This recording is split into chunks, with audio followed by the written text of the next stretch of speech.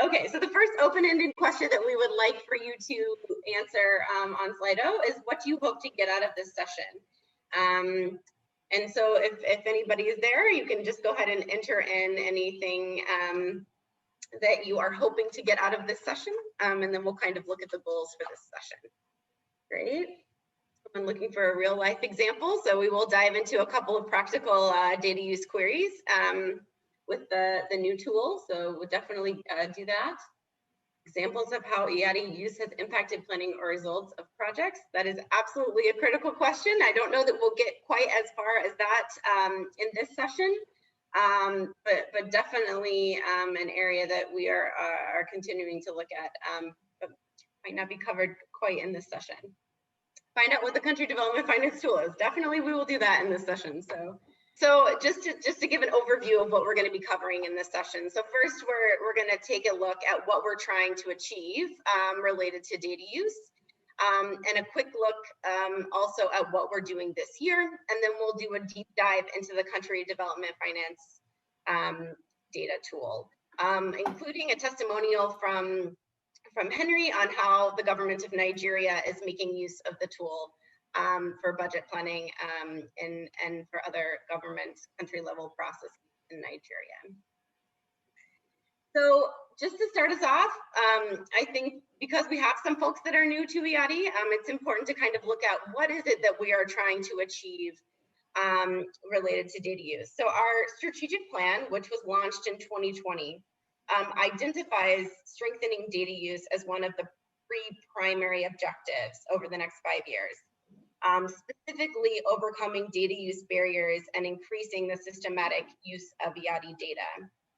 So the purpose of this infographic is to kind of show how achieving this objective is really strongly interlinked with the other 2 objectives on strengthening the EADI standard and improving data quality, along with improving access to data and increasing data literacy and capacity for use. So while we know that many development stakeholders are already using EADI data, many of you indicated you are accessing it in various different tools already, our goal is to increase that use.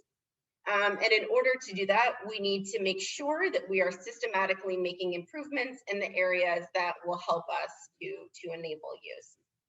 And doing this work will obviously require the effort of many different stakeholders in the EADI community, including our data use working group, of course, the team at the EADI Secretariat, data users themselves, and the new data use community of practice, where data users can come together to collaborate and contribute to this work on EADI's community platform, which is called EADI Connect. Your voices are super important, and your engagement is super important for us to enable us to make progress on this objective. So this kind of establishes where we want to go, but how are we going to get there? So to guide the way forward, we have established sort of a simple pathway to progress that we will continue to reference and update as our work progresses over the next few years. So to enable use, we first need to make sure that data is accessible. That's the first step in enabling data use, and that users have what they need to be able to analyze it. So specifically, related to access, to achieve access, we need stable, reliable data access tools. And this is something that we're continually working to improve. And also a clear understanding for users on how to retrieve, to query and retrieve the data that they need. And in order to enable analysis, needed data needs to be available. The outputs need to be easily understandable for most users. Users need to be guided to understand the data fields and values. There needs to be consistency or comparability in the publication across organizations, and an understanding of what EADI data should be used to answer specific data use questions. And so with those in place, then users also need to have trust in the quality of the data and confidence that they understand it in order to enable use. So as we move on this pathway to progress, we will continue to evaluate, but this is kind of how we are structured and guiding our work over the next few years. And it's really important to mention that this was developed in collaboration with the Data Use Working Group, who is a key group and working together with the Secretariat to enable progress along this pathway. So what are we doing to make progress in these areas this year? So first, we are implementing stronger coordination on data use work and across work streams and increasing engagement with our data users. So these are obviously key: coordination and engagement to enabling progress. But specifically, we are focusing our work in these 4 different areas. So one is to ensure that all users can access the data they need in the formats and level of detail that they need it. So the new tool that we're going to be talking about in a little bit is part of that. So the rolling out of that tool, ongoing research and consultations to identify needs and requirements for a new data portal, and of course, ongoing support for our existing tools. We also need to focus on understanding the barriers to use and implementing strategies to address them. So I won't go through all of these, but we're continuing to look at the barriers and making sure we're identifying strategies to systematically address them. That includes looking at areas like the integration of EADI with country-level aid information management systems, and developing a strategy to bridge the gap between publisher practices and data use needs. We're also working to strengthen data literacy and capacity for use. So this includes targeted guidance and training for our partner country governments, and development of data access and use guidance materials, and expansion of direct support to data users, which Amy will speak about in just a moment. And the last one is to identify and share real use cases and challenges. So in order to help users understand how data can be used, we need to share examples of how it has been used, so that they can know how that is already happening. So these are the 4 key areas that we're working on this year, but I will now hand it over to Amy to discuss a little bit more about the expansion of direct support to data users.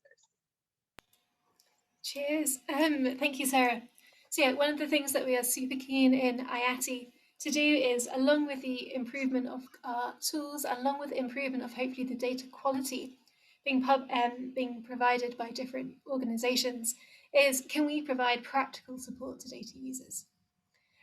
So let's just have a quick look at what this looks like. I suppose after kind of the last year we've had, particularly during the COVID pandemic, is we have seen a huge increase in the amount of data queries that we're getting in from a different range of organizations, from individuals, from institutions. And so over 2020, we've had 62, I suppose, direct requests for help via the IATI help desk. And these are requests that have actually gone somewhere. So we've been able to have some level of conversation and guidance with the data user. And in 2021 alone, we've had 26 requests in the first quarter via the help desk. And a lot more of these are to do with COVID financing, recognizing that IATI is a source of this timely data that can be put to use. And we've also had more through other channels, and this might be through our GitHub pages for tools, through IATI Connect, through direct emails. So more than just the support desk that we run. And not only have we seen an increase in the data use questions, but we've also seen a development and improvement in the number of publications using IATI data. And one of the key players in this has been development initiatives. We've also seen there are more tools trying to incorporate IATI data, whether that's the COVID tracker, whether it's USAID's Explorer, whether it's the FCDO or different data portals. And some of the things that are, I suppose, striking that come through the questions, there are a number of commonalities. So one is a very simple one, like how to access data in the right format, particularly transaction data that's easy to work with. And dportal doesn't provide quite enough information or a way to analyze the data that comes out. Data store is, for most people, a little too technical. So we're going to have a look at the new country development finance data tool, which is very much an interim measure before we can, whether it's upgrade or produce a new data portal which will better fit this user need. We've also had a lot of questions about tracking COVID-19 funding, in particular doing this in different contexts. So maybe what's the overlap between COVID-19 and mental health projects? What are the differences between dportal and the data store? At the moment, we know they have slightly different methodologies, and they have different, they contain a slightly different collection of data, depending on what you choose to count as valid and what you choose to show versus what you choose to slightly manipulate in order that you can present it. We've also had questions about, can we use IATI data to populate our own data portals? What's the best way of doing that? As well as how to analyse projections and spending by country. So these are all exciting opportunities that we are really keen to engage in. And one of the ways we've done that is we've increased our capacity in the tech team, so we have more availability to respond to these kind of queries, to have these one-to-one calls or emails with publishers. We've also been helping more with individuals, helping them to extract the right data, to prepare it, to review their analysis and feedback, the data use issues and the barriers back to publishers. So hopefully we can get more of that feedback mechanism. So users will point out the issues or what they'd like to see in the data, and we can encourage and help publishers to start producing better quality and better usable data. In terms of upcoming support, there's a lot about, we are going to organise data use drop-ins, the monthly opportunities, to get support and discuss with peers as well as members from the Secretariat about different use and analysis kind of questions and issues. We want to document and promote the analysis done by IATI data users to help share learning and encourage innovation in how we're using IATI data.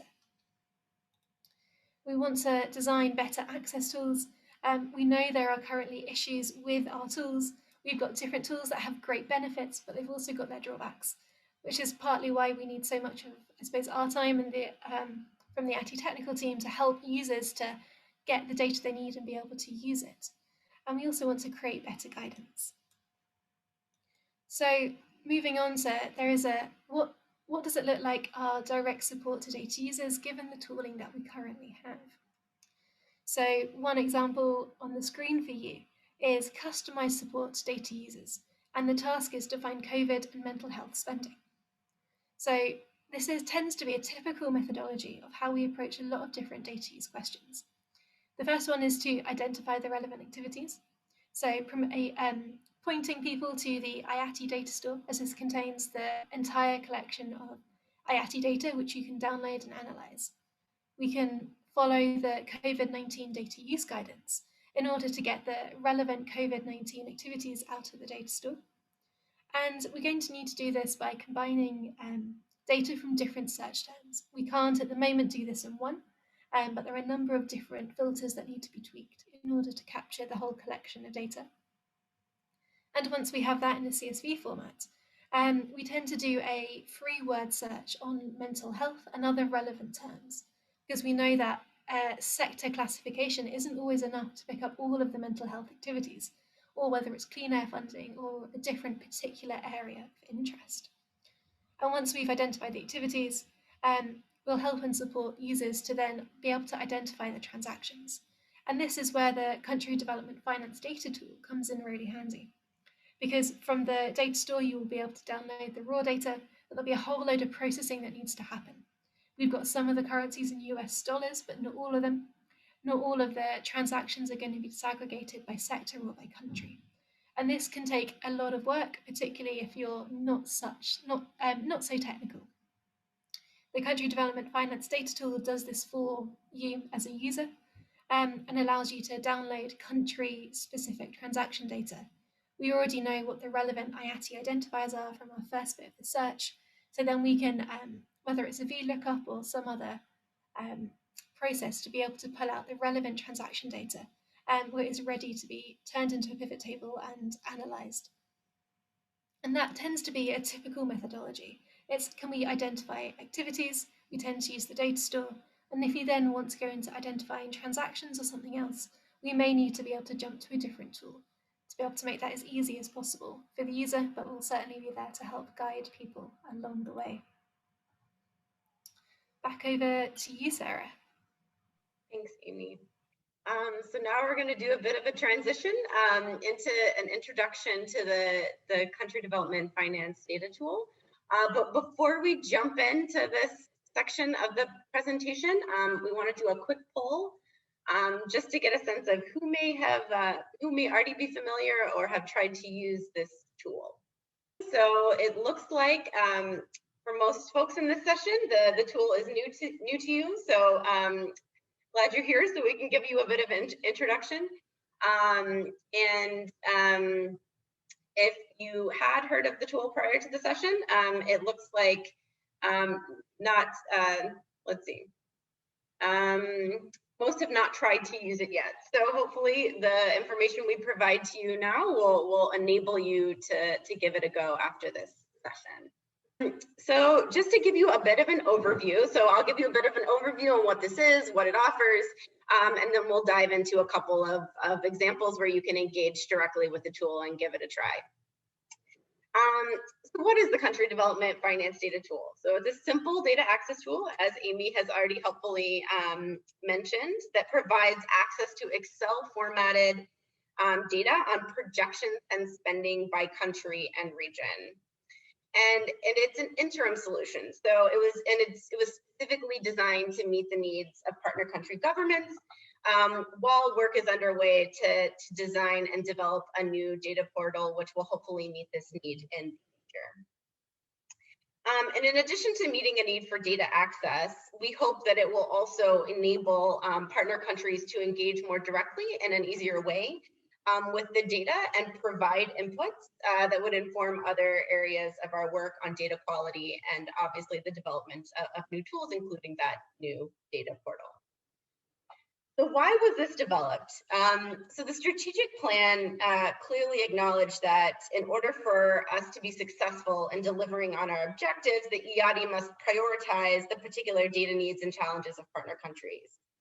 So we know from years of research and engagement with our partner countries that a particular set of data is typically needed by partner countries. And while it was initially envisioned that partner countries would, especially governments, the partner country governments would access that information directly through their country level aid information management systems, which would import data from EADI, this has proven challenging in practice.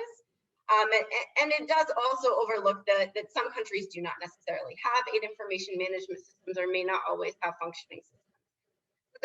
There is a longstanding need for partner countries to be able to access directly using EADI's tools the standard set of information that is typically needed, processed and presented in a way that's easily used. So that was the rationale behind the development of this tool, and it's a need that needs to be met in the interim, as I said, while we work to develop that new data portal. So what informed its development? So there's been years of research on the data and user needs of partner countries. And also there was work carried out last year to support the governments of Nigeria and Chad to access and use EADI data. That the methodology that was developed to process the data for that purpose, along with other pieces of work that have been done previously, were used to inform the methodology that was used to process the data in this tool. And of course, there were consultations carried out directly with partner country governments to make sure that we were making accessible the information that was needed and that the output was understandable and user friendly. So what does it offer? So the tool offers two files for each country and region. One is a transaction file, which contains data on commitments and spending, and the other is the budgets file, which contains information on projections, or the budgets as reported to EADI. And all of these Excel sheets are designed to enable easy analysis in a pivot table, where you can look at quarterly aggregations of this financial data by organization, by sector, by aid type, by finance type, and I will go through a demo of exactly how that works. But before I dive into the demonstration portion, I want to hand it over to Henry, who is the Development Database Manager at the Nigeria Ministry of Finance. and serves on the EADI governing board. He's going to walk us through what is needed in Nigeria and how the government is currently making use of this tool. So, Henry, if you're hand it over to you. As someone who has been a focal point for IRT for many years, I want to share with you my perspectives and experience in using IRT data, and share with you also my experience in using the new tool and the opportunities it offers to the government of Nigeria. Development partners provide billions of dollars every year to countries across the world. Being able to retrieve timely and comprehensive data from IRT will not only help in promoting transparency and mutual accountability between the government and development partners, but will also provide a clear bearing towards achieving the SDGs. As you know, having this data will enable governments, development partners, and stakeholders to appraise the role of aid to economic development, poverty eradication, humanitarian assistance, crisis prevention, and so on. Though individual country expectations differ, the data needed are broadly, but not limited to, number of development partners, a number of projects and implementation status of each project, volume of aid projected to be disbursed over the next 3 years, volume of aid committed and disbursed, volume of aid to various sectors, types of disbursements, whether they are grants, technical assistance, loans, etc. And also a geographical location of these projects and disbursements.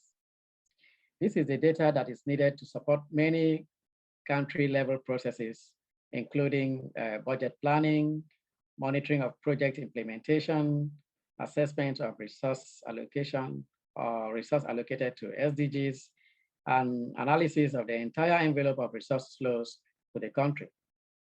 While recognizing some ongoing challenges with IRT data quality, data published to IRT contains much of the information that is needed to support country-level processes. In Nigeria, for example, given challenges with donor reporting to the Development Assistance Database, we recognize the value addition that IRT data can bring by helping to increase the quantity and quality of data available at country level. Data is also often available in IRT sooner than it is shared by development country offices in the DAD. Now, how are we using IRT data? During 2020, we used IRT data to inform the national budget planning processes and to assess external resource flows to Nigeria for 2016 to 2020, which we used in preparing the Development Cooperation Report. Now, before using the data, we validated the data from IRT directly with development partners in country. As we were not able to access the data we needed without extensive, complicated processing, we engaged the support of the IRT Secretariat to help in assessing and processing the data. Now, what opportunities does the country development finance tool offer?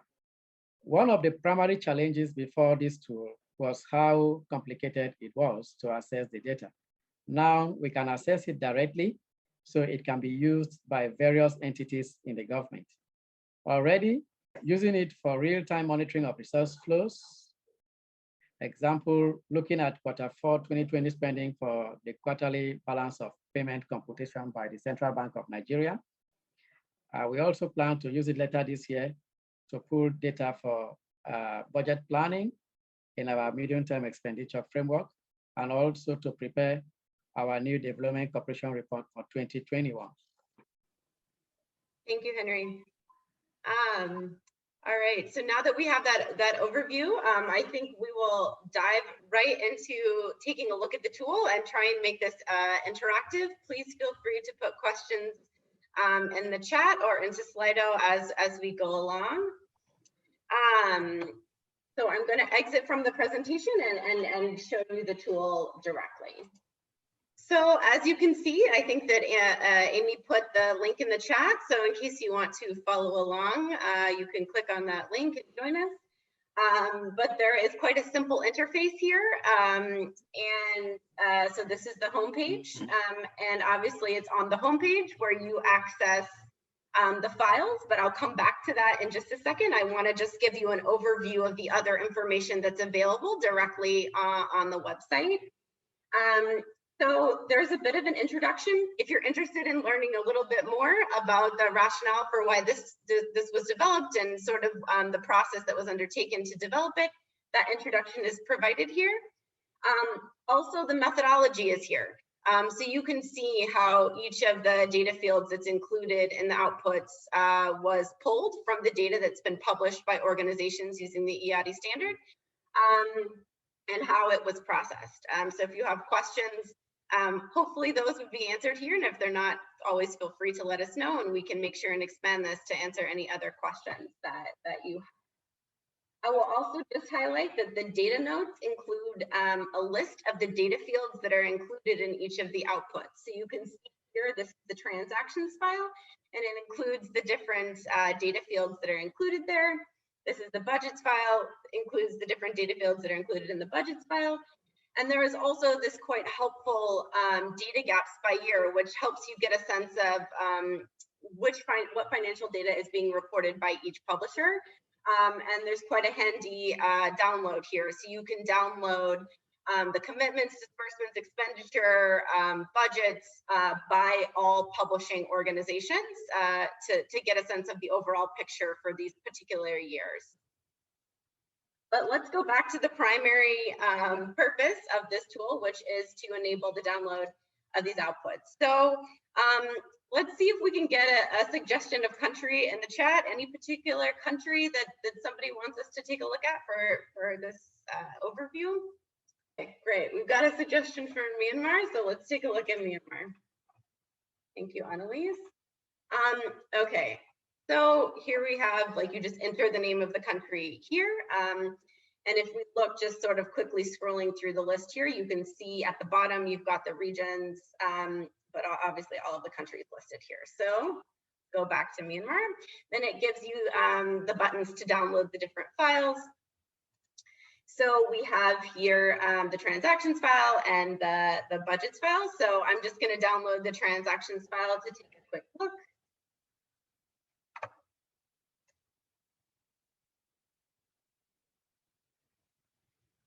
And I won't go through each of these data fields, but you can see, oh, sorry, this is the, apologies.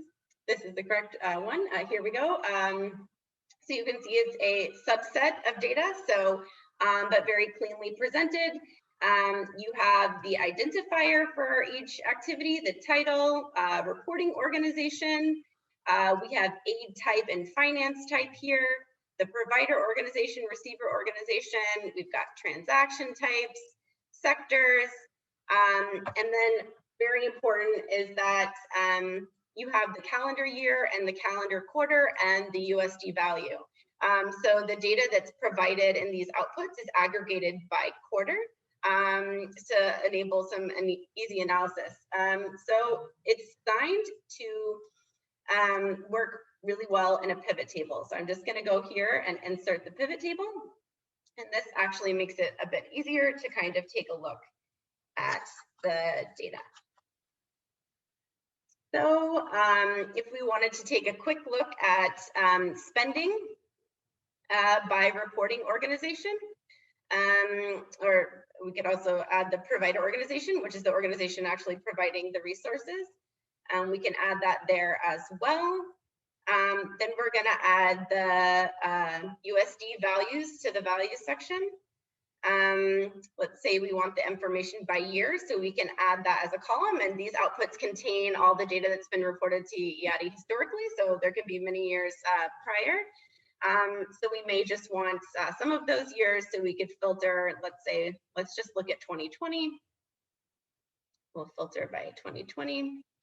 And then because this output contains both commitments and spending, we're going to want to filter out only the data on spending. So we've added the transaction type filter, and then we would select only the disbursements and expenditure to get the spending data. So here you can see, if we scroll over, you can quickly reduce the size of the column. You can quickly see the organizations that are funding and how much they funded for 2020. So it enables some pretty quick and easy analysis. So I think we will dive into some specific examples, and then I will have you replicate these examples as well. Drawn the examples that we're using in this presentation directly from the ways in which Henry has used the data in Nigeria to make these quite real as to how the data can actually be used in these outputs by partner country governments. All right, so this is the first question that we're going to take a look at, is what resources were spent in Q4 of 2020 in a particular country. So this is a real-time monitoring use case and an example of how IATI data can be used for real-time monitoring of spending in a country using IATI data. So this was a real request and a real way in which the data was used. In Q1, the Central Bank of Nigeria wanted to take a look at the spending in Q4 of 2020. In Q1 of 2021, they wanted to look at the Q4 spending of 2020. So that is something that is possible using this tool. So I'm just going to use this Myanmar example and show you how you can do this, and then I'm going to ask you to replicate it. So there is quarterly data here, so we would want to add the quarter as a column. So first, obviously, you're going to select the recipient country. Like if we were to go back to the tool page, you're going to download the transactions file, insert the pivot table, add the calendar year, and add the transaction type. So we've already kind of gone through this process. Add the calendar quarter, add the values, add the provider organization to the rows, and then any other variables that you might want to analyze. So I'm going to remove the provider organization for now, so we can just get like an easier look. But if we look here, we've already filtered for the correct transaction types to look specifically at spending, and then you can see the values for Q4.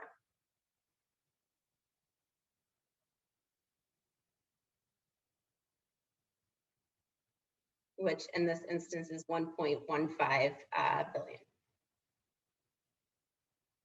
All right. And so this same process can be used in the budgets output. It's set up in the exact same way. It's just that it contains budgets. So you could look at projections or forward-looking spending for this year, for example, for Q1, Q2, Q3, and Q4. Get a sense of what the projections are. But I think I would like to let everyone test, and then I'll take a quick look at any questions coming in. But I'd like to ask everyone to do this same query and identify the Q4 spending in 2020 for Burkina Faso. So if everyone could take a look at that file, and then we're going to do a little quiz. So here are the questions that you're going to be asked. What were the total resources spent in Q4? To which sector category were the most resources allocated? And what was the allocation of resources to loans versus grants? So give folks just a minute, but let me go ahead and launch the poll just in case folks are finding the answers. And I will just navigate also back to the tool just to show you how to do this for Burkina Faso. And then we'll move after this to the Q&A. So.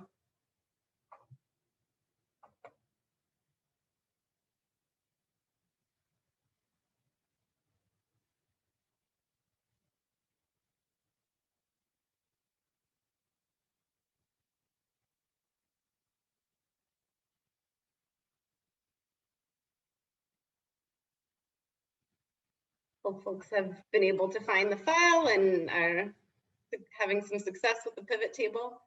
But I've also downloaded the file here just to quickly go through exactly how you would do this again.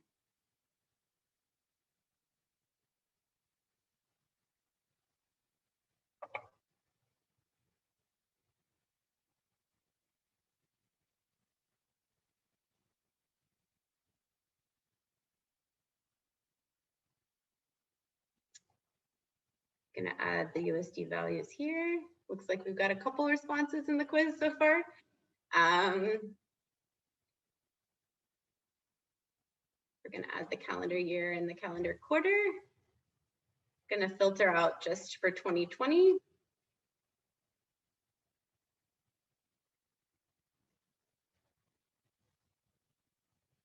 We're gonna use the transaction type in the filters and filter out just for the spending.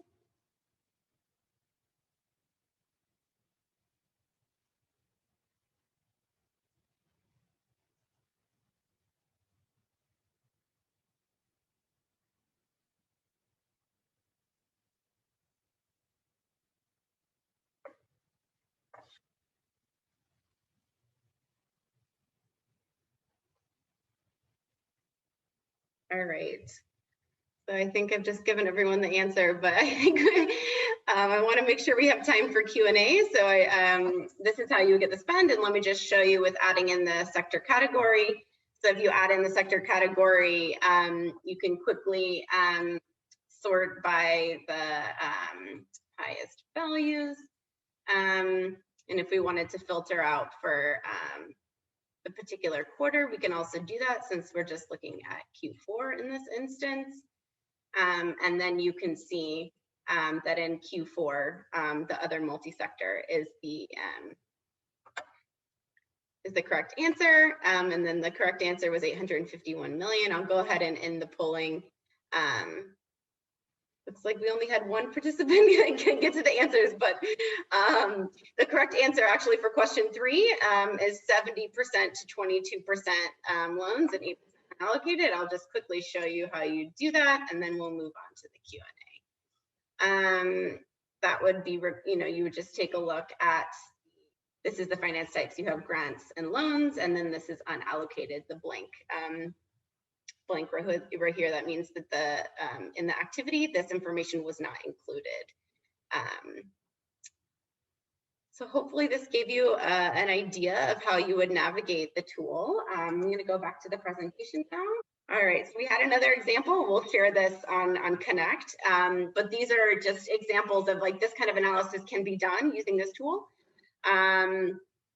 And these are examples of graphs that were used in Nigeria's development cooperation report that was produced last year, but all of this sort of trends analysis.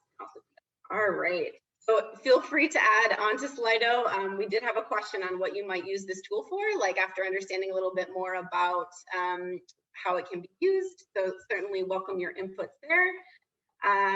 Please enter those on Slido. And also we have a question about what further guidance would be helpful. So again, please enter any thoughts you have there. We're going to be producing additional guidance on how to analyze the data and the outputs. And we'll be sharing that on the tool page. But certainly always welcome your inputs on what you would find useful in terms of guidance. So please enter those on Slido. And now we will end with the Q&A. Let's go to the questions, and I will ask my colleague Amy to join us to sort of help us through the Q&A, since I think she's been monitoring the chat and questions. Cheers, thank you, Sarah. Super interesting. So we've had a couple of questions through, both from Slido as well as in the chat. So starting with the Slido one is there any analysis on who are the main users of IATI data? And I suppose in IATI, we are an open data standard, and this means our data is ingested by many different organizations in their tools and in their websites. So sadly, systematically, we can't collect and compare data on all of our different IATI data users. However, what we do is we regularly monitor our user stats. So these are the number of different kind of hits or traffic coming to our different data sites, whether that's dPortal, whether that's the country development finance tool, whether it's the data store. And we can roughly break them down by region to see where these requests are coming from. We also regularly send out surveys and develop different user stories, and hopefully share our kind of case studies and learnings with the IATI community. So please do keep an eye on IATI Connect and sign up to our newsletters for that. But yeah, what that does mean is we don't have any overall analysis on who the main users are. We certainly know that there are different, I suppose, donor governments. We've heard from Henry from Nigeria as more of a recipient government. We've had NGOs, we've got the multilaterals, and we all know they are using the data, but we can't really say who the main users are beyond pointing to, I suppose, people that we have specific interactions with. So please do, ask your questions onto Slido. They'll appear on the screen and we can go through them. The other question that came up in the Zoom chat was, when you're using the Country Development Finance data tool, you've got the option to download data by country or by region, and which regions are included. So the tool follows the OECD DAC region code list. You can find that on the the DAC website. You can also find it on the ATI website, because that's the region code list that that's most predominantly used within IATI. There is then the follow-up question about what if organizations are using the UN region code list. So at the moment, if you don't have a country and you've put a UN region into your IATI data, these are currently ignored. And that's at the moment, there is not a one-to-one mapping between the UN and the DAC regions. Therefore, we had to choose one of them to go with. So for the moment, that's the DAC. I think that is all the questions that have come up. So yeah, please do put them into the chat. Please do put them onto Slido and we can address them in the last remaining few minutes. There's a question there from Stephen in the chat. Okay. I think the tool takes the percentage values for multiple country regions and or sectors to extract out specific transactions. Have we any idea of how confident we might be in the data, especially when we're extracting out data, e.g. an activity that is 50% country A, 50% country Y, and sector of 60% and sector Z 40%. I suppose this is when we have a activity that's covering multiple countries, covering multiple sectors. How do we begin to create that breakdown of working out how much funding is going to which? And I think there is certainly a methodology question that the tool is using, and maybe Sarah or Mark, if you want to come in to answer that one more concretely. Yeah, I mean, I can definitely say, without getting into the weeds of the methodology, just to say that this has definitely been accounted for. And I mean, it's a good question of if you're looking at a multi-country activity and these percentages have been applied, then understanding that you're working with data where this has been done is important. And in the output, there is a multi-country column so that you can filter out and only look at multi-country activities versus activities that have only one recipient country. For this explicit purpose, so you know that when you are looking at a multi-country activity, that this kind of processing has been applied, and obviously is an estimate. So this is definitely something that needs to go in our upcoming guidance to make sure that as users use the outputs, that they can take that into consideration as they're analyzing the data. But definitely good point.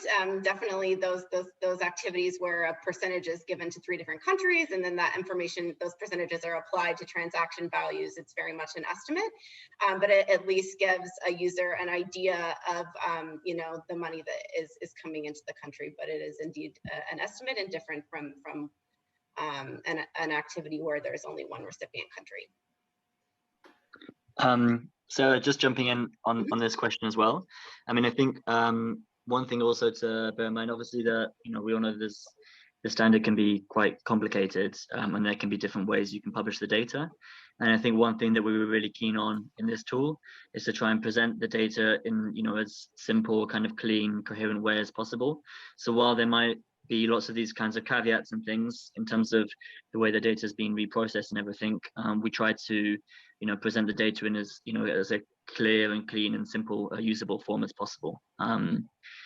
So hopefully that also it's also kind of I guess like a philosophical or whatever, or practical kind of decision to try and simplify away some of those complexities as much as possible, to try and get the data into as usable a form as possible. Thank you for that, Mark. All right, it looks like we've reached the end of our session. So I mean, definitely we want to encourage folks to continue to engage and ask questions.